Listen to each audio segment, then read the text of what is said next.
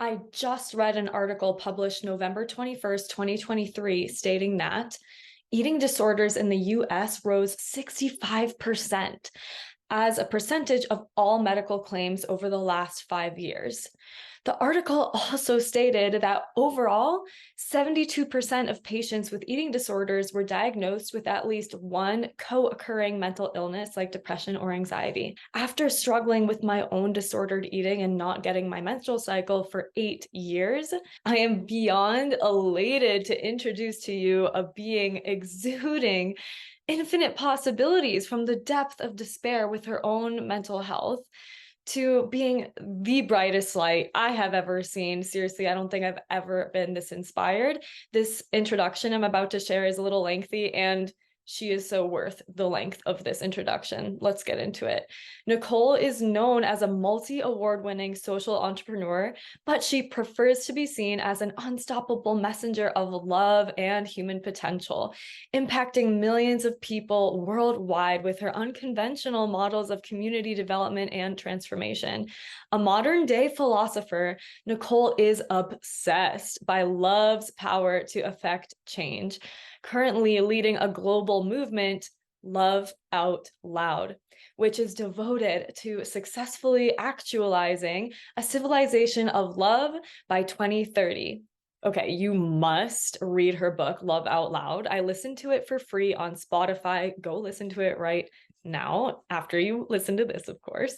The movement Love Out Loud is now focused on the development of InTruth, which is a transformational technology that is the world's most advanced emotion monitoring and resilience building platform, which will support individuals to become increasingly more conscious and aware with a powerful vision to transform global health and education systems, pioneering the concept of emotional wellness as the catalyst to transform human consciousness at scale. So incredible.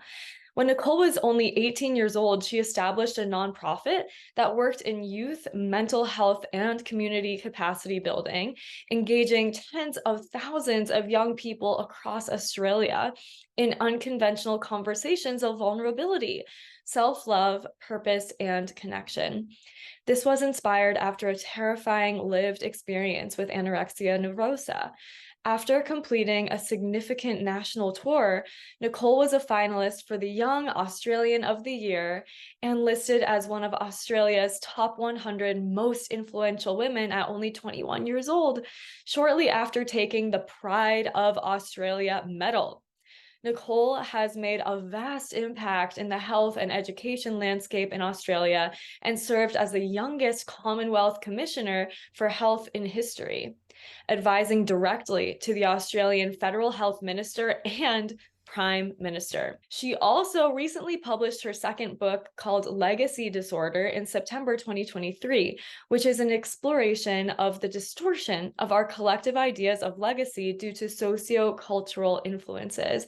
The book urges a radical reconsideration of priorities. And you better believe in crossing paths with this woman and listening to her words, she has radically changed my perspective and my life for the better. So without further ado, let's open the conversation with the incredible Nick Gibson. Gosh, it was unbelievable getting to see you on stage at the Dragonfly Live. I was blown away. It's kind of a rigid environment, it seems, people all buttoned up, but you made everyone feel so comfortable. Like I instantly was like, who is this person? I need to look this person up. I need to follow them. I need to eat what they're eating, take what they're taking. You really have an energy about you. And learning about you, I was like, there's no way this person struggled with an eating disorder. There's no way this person struggled with mental health. Like you are just so comfortable and embodied. And I'm curious to hear if there's anything specifically that day or rituals or just you want to share your story a little bit, how you came to be this such a powerful person that's so comfortable and allows other people to feel comfortable. How did you do that? Mm. Wow, Katie, thank you. That's such a beautiful, acknowledgement. Just considered reflection of maybe what I dealt with when I was younger and where I am now. Because I think even when it's your journey, you can forget, never fully forget, but definitely there was a time where um yeah, I was riddled with insecurity. I definitely didn't feel comfortable inside my own skin. And I think I mean, this is a big question and it can be tackled from so many different perspectives. I mean, we can start general and maybe then we can break it down into the specifics.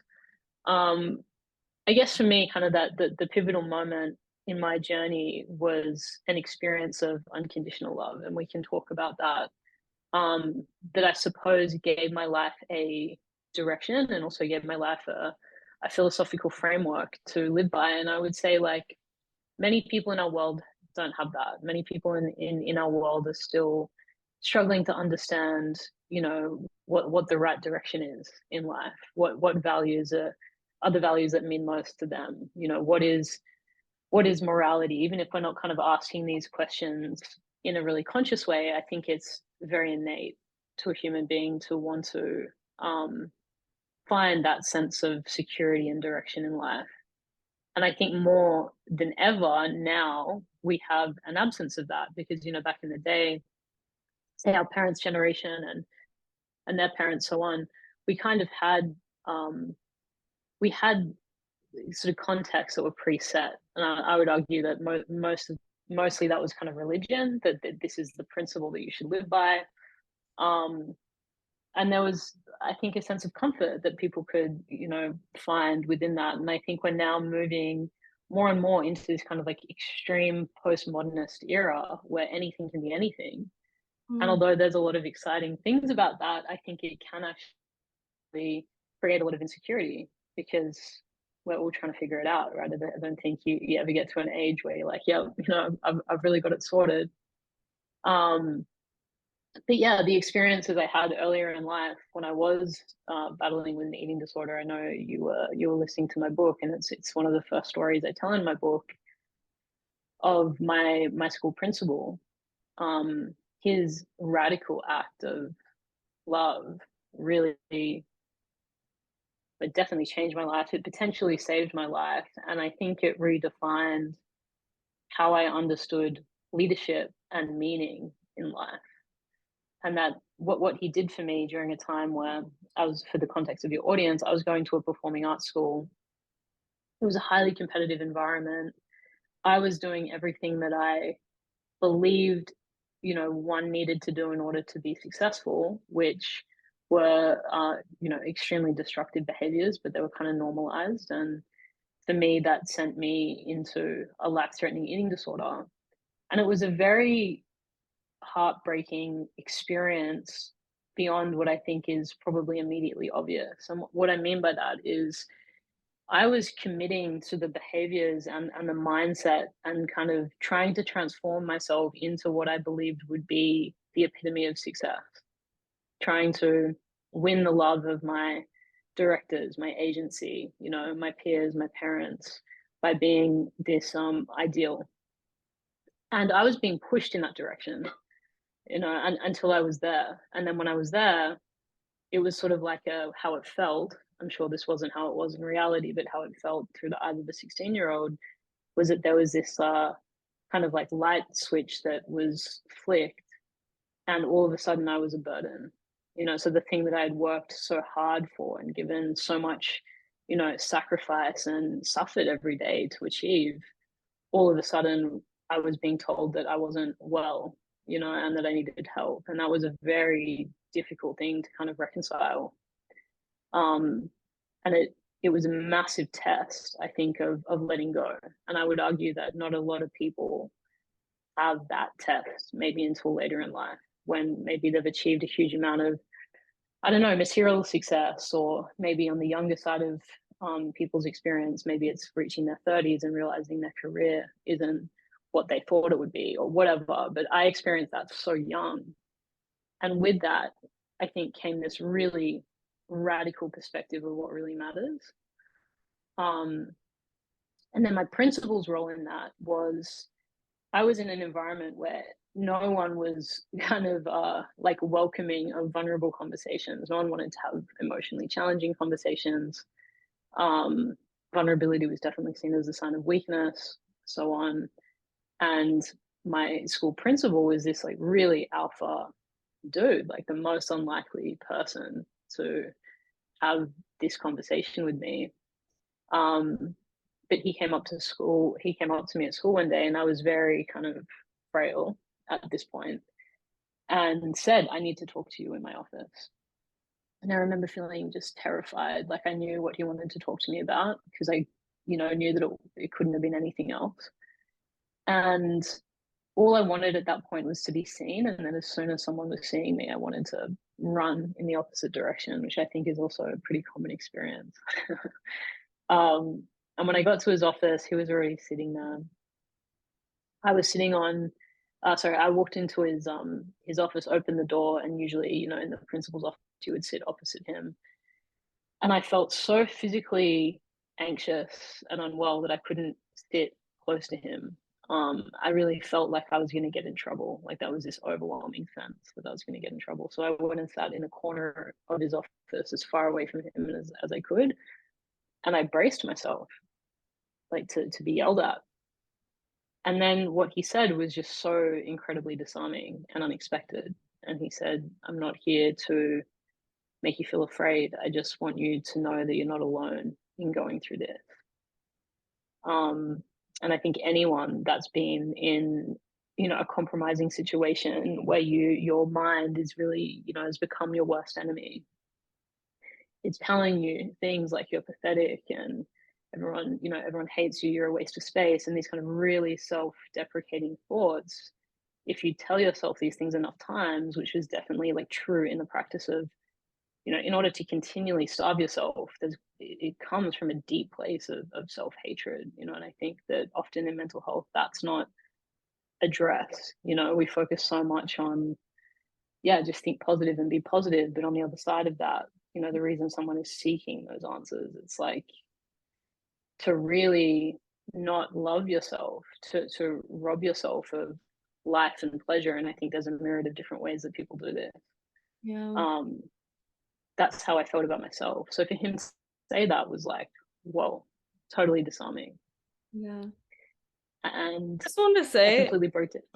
I Yeah. just love that my question was, oh, how are you so comfortable in your body? How are you so, and instead of saying, oh, I told myself some affirmations in the mirror, you're telling this story of being frail. So I had to point that out. I think it's absolutely beautiful. Yeah, reading your book, like listening to your book has definitely saved my life.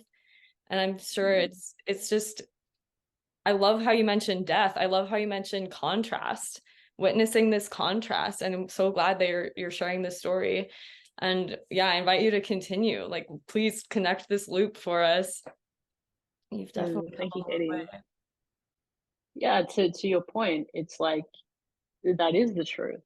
How, if you see someone, often the happiest people have been through the most, from my experience. And often the most loving people are the most familiar with what it feels like to not be loved. I think life really is in those times that it can feel massively unfair what you're going through. It's really about remembering that there's another side, and there's always another side. And life, if you continue to have faith in those dark times, life will, you know, it will give back to you what you feel like it's tested you on, or it's um taken from you. And yeah, like that's definitely been true in my journey, and not because a magic wand was waved. And even though this conversation in the story with my principal was a pivotal moment in my life, it wasn't some kind of magic elixir that took away all the suffering. There was a considerable amount of suffering that came after, but the difference was I had somewhat of a north star. Like I had a belief that there was a different kind of way than the darkness I had known. And that's the power we can have on someone's life, simply by doing our best to be loving and kind. I think it's the most under um, underutilized form of transformation. To me, that is how we in the world. But anyway, so I was sitting there, and when he said this, I just started bawling my eyes out, and it was the first time I had cried in a really long time. Like I had just been kind of, holding all of that emotion in, trying to be strong. And there's a point here that I think is really important, generally in the conversation of understanding love in the context of our culture.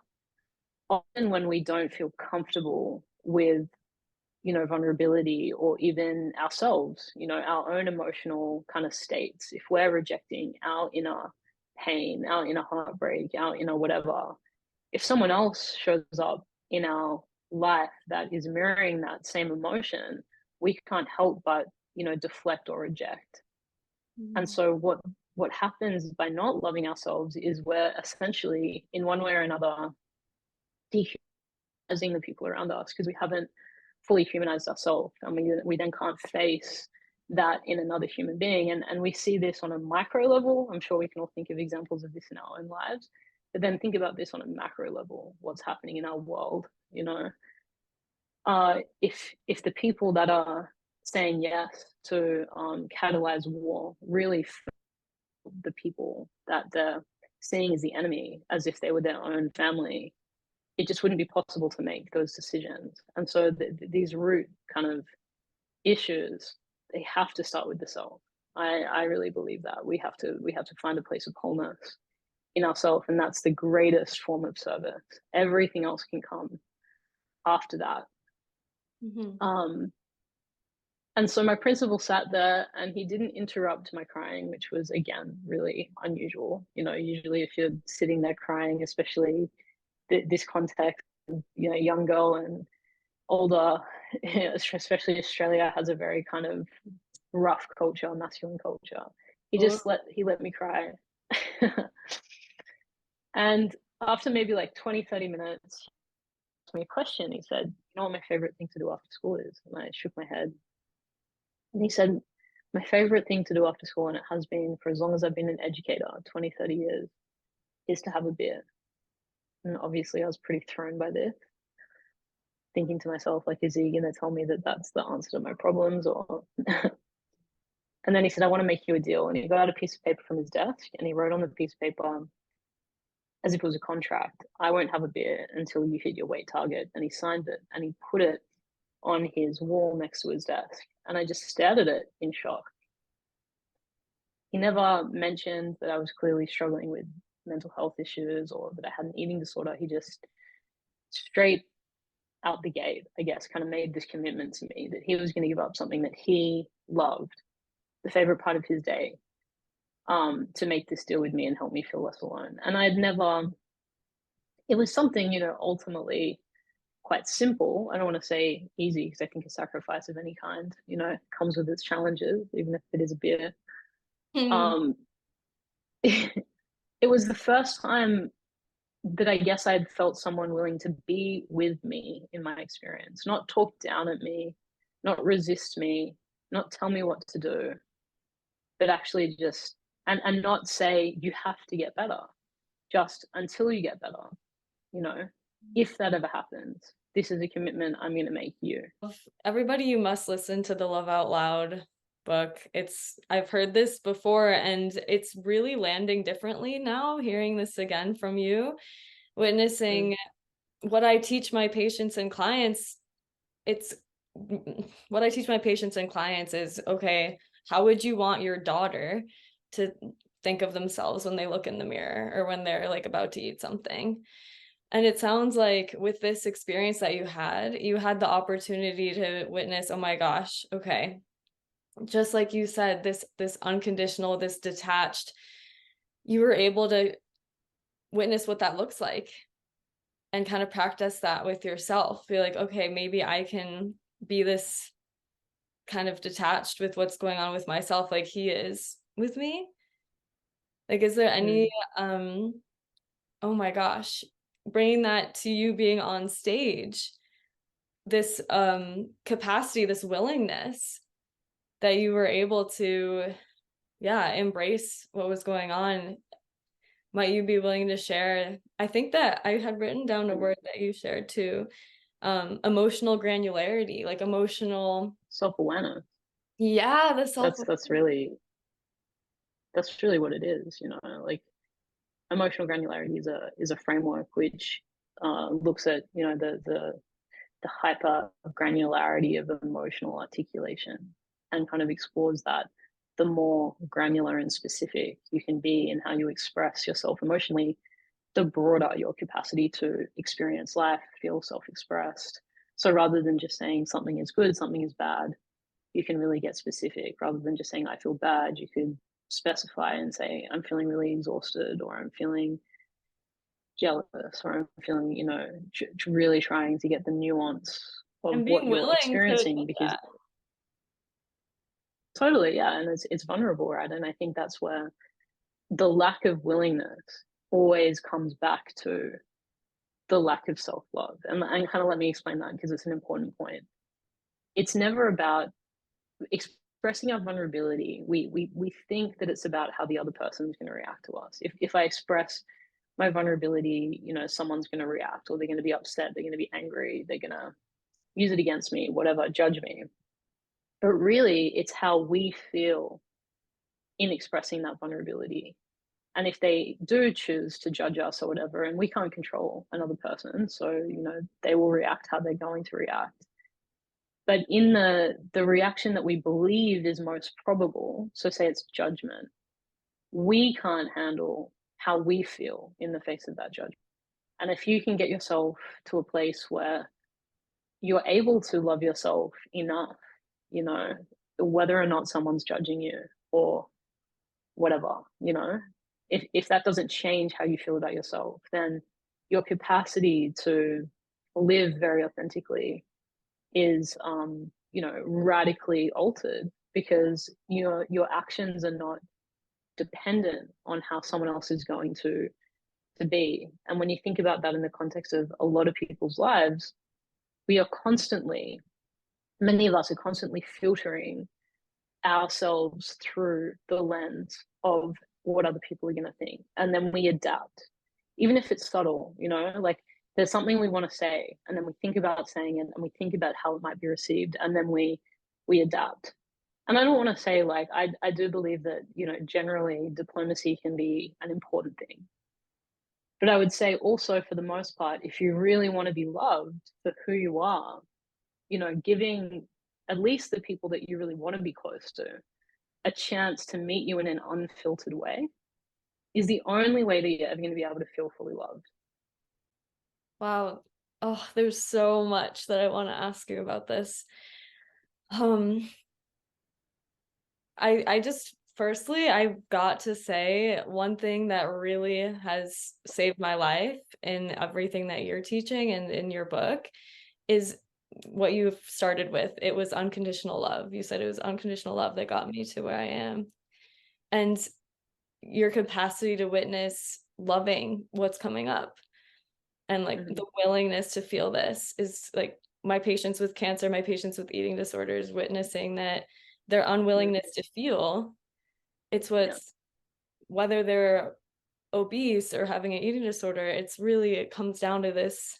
I love how you match together the willingness and like, oh, I also want to dive into in regards to relationship and being able to look at yourself in the mirror. You say we cultivate this feeling of love, right? Somebody else can be a mirror for Mm-hmm. it.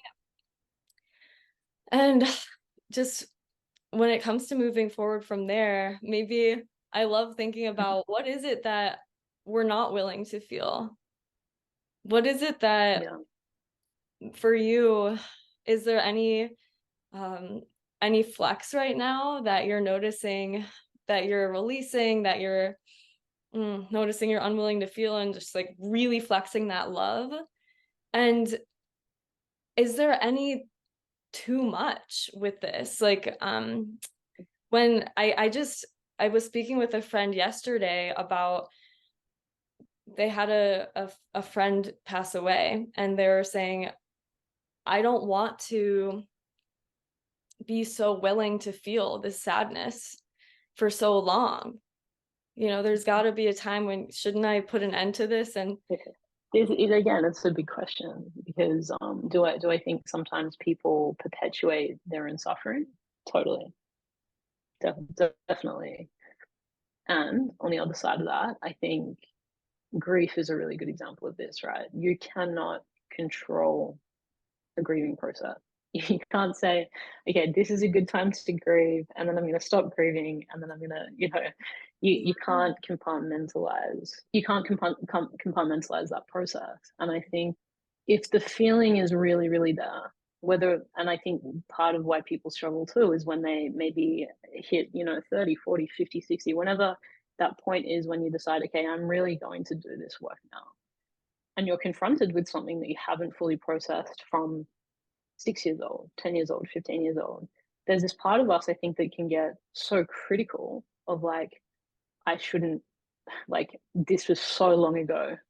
I just should be over it, and we try to rationalize our emotion. And it's one of the most unhelpful things we can do because emotion is energy, right? And we need to feel that emotion.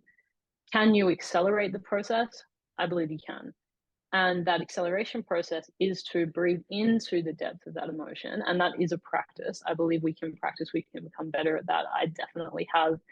By the way, I don't think anyone reaches a total state of perpetual equanimity without deep discipline and work every single day. Because what happens as your level of mastery increases, the tests just become bigger, like the things that used to really ruffle my feathers or get me really triggered or whatever. I don't generally sweat the small things anymore. But, I've had experiences where I've fallen deeply, like unequivocally in love with someone and they trigger the fuck out of me. So, it's like the tests just become more, the more you expand and evolve and the more masterful you sort of seek to become. And that's important. I think we need to embrace the challenges and rather than seeing everything as a destination, understand that it's a consistent journey and whatever the obstacle is. And I would extend that maybe to someone that's battling with a life-threatening health condition. Can you, and I want to say this respectfully because I've been there, like I know how it feels to be completely out of control of your health. And I think healing can begin when you start to view whatever that symptom is as an obstacle that can be overcome so that you're becoming the observer of that experience and you're actually, and it can feel so counterintuitive, but can you go as far to feel and think of that obstacle as your teacher? And what is it teaching you? What is it evoking in you? Because that's your material. That's better than therapy. That's better than all these like external things. If you can simply just be present and honest with whatever that most difficult, challenging thing is in your life, that's going to give you a pathway to mastery. And like to your point, what does it take to, I don't know, exude comfortability or authenticity or confidence? It's not something you can, um, cheat your way to. It's not a script you can learn. I think it's a consistent everyday willingness to be with yourself, face yourself, love yourself, even in the ugliest, times. And I think one of the blessings of my work is I've got to listen to so many people's stories. And when you listen to many people's stories, there is a natural perspective that arises, which is, okay, I have really bad traits. And so does everyone else. I have things where I feel I've really messed up and it's unforgivable and whatever, but so does everyone else. Like we're all dealing with that in one way or another. And when you realize that, I think it also gives you a courage to share vulnerability because you realize I'm more likely to be received in that and appreciated in that than I am to be judged in that. Because it actually gives permission for someone else to be more of themselves. It's just like so powerful being able to hear you and being able to connect the dots with overcoming illness and shifting this into a loving perspective, an empowering perspective. This isn't happening to me. I'm not a victim here. Like, what am I learning from this? Mm-hmm. And I love how you're able to just like even turn up the volume to the unconditional love. I love how you said that it's so triggering being so madly in love with someone. That's probably the feeling that I'm least willing to feel, is actually that Mm. feeling of being in love. And it's just like the charge is so intense that it's like I feel like I lose myself in my mind and whatever. And I love connecting the dots with, wait, how can we take care of ourselves to the extent that we love this person? Like Mm. it's, instead of focusing all of the energy on them, like can we turn the arrow back around? Yeah. But it's I think culturally, to kind of give people a bit of a break who might be in that experience, right? We really have been taught to lose ourselves in love. We've been taught to romanticize. And I think we have not been given the tools to navigate love. And I think that that's really, really, really important, because in a way, it's no different to giving someone, a highly addictive drug, and then they want to stabilize themselves and stabilize their life. And us saying like, well, good luck, mate, and not giving them the adequate tools. And in a way, I think we've been this is how we treat each other societally and culturally when it comes to love. When you fall in love, it is it's a high. We're dealing with high levels of serotonin, oxytocin. How do we level ourselves? And there really is a way, and I think it does start with framing it in the right way rather than falling in love. Can we stand in love? If there's someone or something, like I have a massive love affair with my mission, my vision. I could easily, and have many times, lose myself fully in that. I could spend 15, 16 hours every single day doing that and nothing else, and not eat and not train and not do all the other things that I have to do. Like it has a hold on me. So I have to work very hard. And that starts with, can I see this as a major gift that allows me to know myself and strengthen myself and reach higher levels of mastery and discipline, not by sacrificing myself to it, but understanding that I am in a relationship with it and I need to be equally as strong. And again, like, I can reach one level of mastery, and then the next exciting project kind of emerges, and I have to deal with those feelings all over again. I've got it's not easy to sleep. It's not easy to do the things I have to do and have my morning routine. And sometimes I suck at it, but at least I know how to frame it. I think that feeling of like, I don't know what to do. I feel completely overwhelmed. I've lost myself. It's like I don't know where to find myself in time and space. I don't know where to locate myself and move back into the driver's seat of my life and my awareness.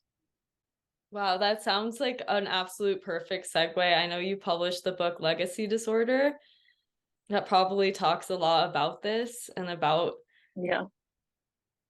gosh, okay, well, we're running out of time. And if you have not, people out there, if you have not listened to Love Out Loud, if you have not already followed Nick, please, where can people find you? And if you have any retreats or events or anything coming up, oh my gosh, wait, we didn't even talk about the InTruth. Okay. Monitoring my patients, and I'm wearing a continuous glucose monitor, and fantastic. We've got to measure our blood sugar. This is all very incredible and important. Meanwhile, every single patient I talk to first getting on the call, they don't say that right away that they were just eating poorly. They say straight away, oh, divorce happened. Oh, These are all the emotional things I'm it's dealing with. always an Yeah. emotional thing. So Yeah. you have been in the tech world now, developing this incredible, I would love to hear more about it, and yeah, how people can reap the benefits of all of all Yeah. of it. I think you hit the nail on the head in terms of my and our team's observation on what's missing from health, right? And I had this unique, I guess, journey as an entrepreneur in health, because I've always come at health from like a pretty unique perspective. My work early on as an entrepreneur was focused on building community capacity as a means to solve the stats around mental health, which back then was considered like, was it a completely radical idea? Like these are two unrelated things that you're putting together, which we now know is total BS. You know, of Yeah. course, if we have a strong sense of belonging and, you know, but back then it was really considered like wacky. But those experiences led me to realize, wow, like we can have all the sophisticated systems of health, we can have the best pharmaceuticals and whatever, whatever. If we don't have the right emotional foundation, it's like we're trying to build on quicksand. Like Yeah. that's basically what I was saying. It's just like it's a sinking, it's constantly gonna sink. So in one way or another, throughout my whole career, I've always sought to solve that same problem, which I define as emotional incapacity.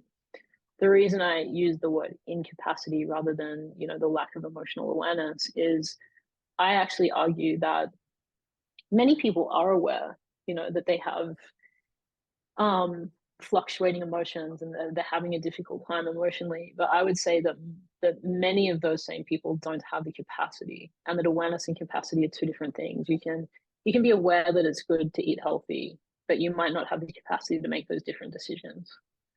And really separating those two things out, I think, is important, and it's been important to the way that I've designed solutions. And in the beginning, it was a lot more analog.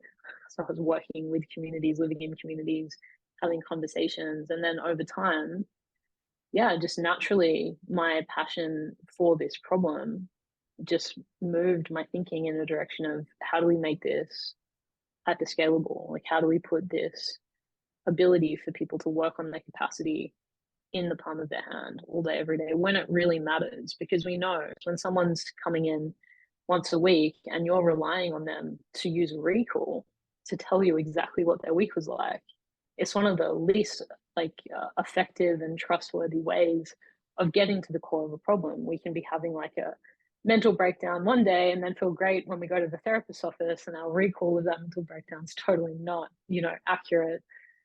And the other way around, we can be exaggerating, you know, that whole week was terrible and actually we just had a really bad morning. And that's what emotion does to us. It clouds our objectivity. So, you know, our solution, which uses wearable technology to track emotional state in real time, is seeking to support first and foremost health practitioners and consumers to understand that there are emotional correlations as to why you're dealing with a health problem, and to bring some data to that so that it's less kind of, you know, less subjective and less intangible.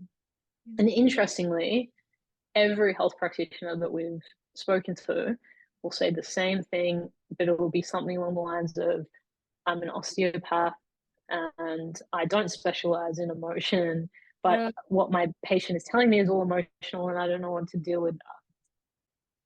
Gosh, yeah. I'm sorry. I'm nervous that we're running out of time, but I I need this technology so badly. Like all of my patients need this. It's really so nice to be able to say, Yeah, look, like this is what's going on. And being able to actually track that rather than it having being some, yeah, is it like a questionnaire? Like there, it's measuring emotions is not exactly something we've been able to do before. So I'm really, really totally. impressed and excited that you're doing this. I love you. You are so Oh, you're so Thank incredible. you. Thank you for absolutely bringing more love into everything that I do and everything. Like, I see everything through a much more loving lens, thanks to your message and thanks to your work and thanks to you and all of your darkness. I'm so grateful. Um, but yeah, if there's anything that is coming up that people could get in contact or Totally. Yeah, so we actually have the best, you can go to directly to our website, loveoutloud.io, but for our events and content, we actually have a content hub, which is hub.loveoutloud.io. And in there, we have all our upcoming online events. We do a regular emotional health, kind of introduction to emotional health webinar. It's a couple hours. Really recommend it if you kind of want to understand the concepts around emotional health. We have a bunch of stuff in there. So, you know, you can go and check it out. And I'm sure there'll be something that tickles your interest. Amazing. Thank you so much. I I'm so excited to have gotten to speak with you today. Ugh, I'm currently practicing loving my sadness right now that that incredible conversation had to come to a close. Do not worry though, in the description, all of the links that Nick mentioned are in there. Be sure to check her out and let us know, what did you get from this conversation? What has shifted for you? How are you turning up the volume towards loving, even loving that super critical inner voice? How are you loving any difficult situations going on in your life? What can we do to mentally cuddle that and shine some light and some love onto it rather than it being, oh, just in so much resistance? Let us know.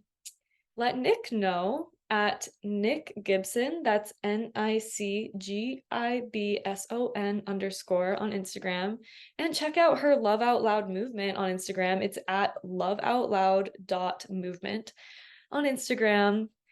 You are so incredible. Give yourself credit for this food for thought. Look at you taking care of your holistic health by participating in this conversation with us today. I cannot wait to hear how you have absolutely benefited from it.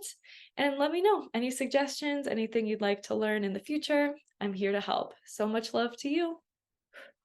Bye.